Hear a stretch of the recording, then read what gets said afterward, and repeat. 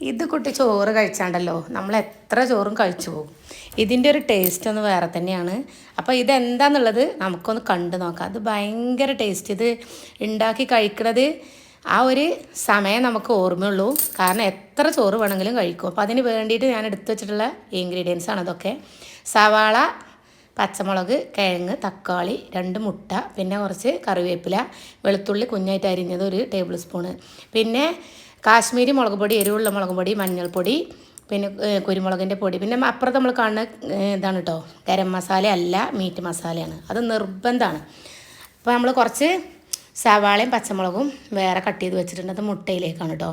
പിന്നെ നമ്മൾ മസാല ആദ്യം നമ്മൾ മുട്ടയൊന്നും അടിച്ചെടുക്കുകയാണ്. മസാല ഉണ്ടാക്കാൻ വേണ്ടിയിട്ടാണ് നമ്മൾ ആദ്യം കണ്ട ഉള്ളി, കിഴങ്ങ്, തക്കാളി അങ്ങനെയുള്ള സാധനങ്ങളൊക്കെ. അപ്പോൾ ആ ഒരു വേറൊരു കളറിൽ കാണുന്നുണ്ടല്ലോ നമ്മൾ ചിക്കൻ മസാലയൊക്കെ പോലെ, അത് മീറ്റ് മസാലയാണ്. അത് നിങ്ങൾ നിർബന്ധമായിട്ട് ഇടണം. അപ്പോൾ ഇതിലേക്ക് ഞാൻ സവാളയും പച്ചമുളകും ഉപ്പും നമ്മുടെ കാശ്മീരി മുളക് പൊടി ഇട്ടിട്ടാണ് ഇത് നന്നായിട്ട് അടിച്ചെടുക്കുന്നത്. പിന്നെ ആ മുട്ടയ്ക്കൊരു ടേസ്റ്റ് ഉണ്ടാകാൻ വേണ്ടിയിട്ട് നമ്മൾ 1 ടേബിൾ സ്പൂൺ വെള്ളം ഒഴിക്കണം കേട്ടോ. അത് ഏത് സമയത്ത് നമ്മൾ ഓംലെറ്റ് ഉണ്ടാക്കുകയാണെങ്കിലും നിങ്ങൾ ഇതേപോലെ ചെയ്ത് നോക്കാം, നല്ല ടേസ്റ്റാണ്. ഞാനൊരു ചട്ടി വെച്ച് കൊടുത്തു. അതിലേക്ക് നെയ്യാണ് കേട്ടോ ഒഴിച്ച് കൊടുക്കുന്നത്. നെയ്യ് എല്ലായിടത്തും ഒന്ന് സ്പ്രെഡാക്കി കൊടുക്കുക. എന്നിട്ട് അതിലേക്കാണ് നമ്മൾ ഈ ഒരു മസാലകൾ ഇട്ട് കൊടുക്കുന്നത്. അപ്പോൾ ആദ്യം നമ്മൾ ഇട്ട് കൊടുക്കുന്നത് നമ്മുടെ വെളുത്തുള്ളിയാണ്. വെളുത്തുള്ളി നെയ്യിലേക്ക് ഇടുമ്പോഴുള്ള ഒരു സ്മെല്ലുണ്ടല്ലോ, ഭയങ്കര നല്ലൊരു സ്മെല്ലാണ്. അപ്പോൾ അതിലേക്ക് നമ്മൾ കറിവേപ്പില കൂടി ഒന്ന് പിച്ചിട്ട് കൊടുത്തു കേട്ടോ. എന്നിട്ട് നന്നായി ഒന്ന് സോട്ടാക്കിയതിന് ശേഷമാണ് നമ്മൾ കിഴങ്ങിട്ട് കൊടുക്കുന്നത് കേട്ടോ. അപ്പോൾ ആ ഒരു കിഴങ്ങ് മസ്റ്റാണ് കേട്ടോ, അത് അവോയ്ഡ് ചെയ്യരുത്. കിഴങ്ങിൻ്റെ ടേസ്റ്റും എല്ലാം നമ്മുടെ മസാലയിൽ കിട്ടണം. നമ്മുടെ ഓംലെറ്റ് മസാലയാണ് നമ്മളിപ്പോൾ റെഡിയാക്കുന്നത് കേട്ടോ. അപ്പോൾ അതിലേക്ക് സവാള ഇട്ട് കൊടുത്തു, കുറച്ച് പച്ചമുളക് ഇട്ട് കൊടുത്തു കേട്ടോ. എന്നിട്ട് ഇത് നന്നായി വാടിയതിന് ശേഷം ഉപ്പും കൂടി ഇട്ട് കൊടുത്തിട്ടാണ് കേട്ടോ വാട്ടിയെടുക്കുന്നത്.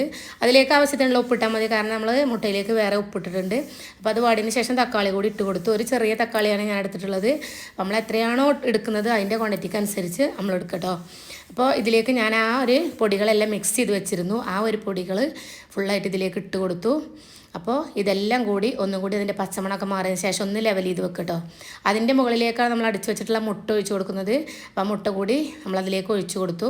എന്നിട്ട് അത് ഒന്നുകൂടി മുകളൊക്കെ ലെവലാക്കി റെഡിയാക്കി എടുക്കുക. എന്നിട്ടൊന്ന് കുറച്ചൊന്നൊരു മീഡിയം തീയിലേക്ക് മാറ്റി കൊടുക്കുക. എന്നിട്ടത് ഒന്ന് ക്ലോസ് ചെയ്ത് കൊടുക്കുക. എന്നിട്ട് കുറച്ച് നേരം നമ്മൾ വെയിറ്റ് ചെയ്ത് നിൽക്കണം കേട്ടോ. അത് നന്നായിട്ട് നമുക്ക് മറിച്ചിടാൻ പറ്റുന്ന ആ ഒരു രൂപത്തിൽ എത്തുന്നത് വരെ നമ്മൾ വെയിറ്റ് ചെയ്യണം. അപ്പോൾ ഇങ്ങനെ റെഡിയാക്കി എടുത്ത മുട്ടയാണിത്. അത് കണ്ടല്ലോ, ഇത് നമ്മളൊന്ന് മറിച്ചിട്ട് കൊടുക്കണം. മറിച്ചിട്ട് കൊടുക്കാൻ നന്നായിട്ട് അരികു ഭാഗമൊക്കെ നന്നായിട്ട് മുരിഞ്ഞ് കിട്ടും. നെയ്യ് ആയതുകൊണ്ട് പെട്ടെന്ന് മുരിഞ്ഞ് വന്നിട്ടുണ്ട്. അപ്പോൾ ഇതേ രൂപത്തിലാണ് നമുക്ക് കിട്ടുക. ഇത് കൂട്ടിയിട്ട് ചോറ് നമുക്ക് എത്ര വേണമെങ്കിലും കഴിക്കാം കേട്ടോ. അപ്പോൾ ടാറ്റാ.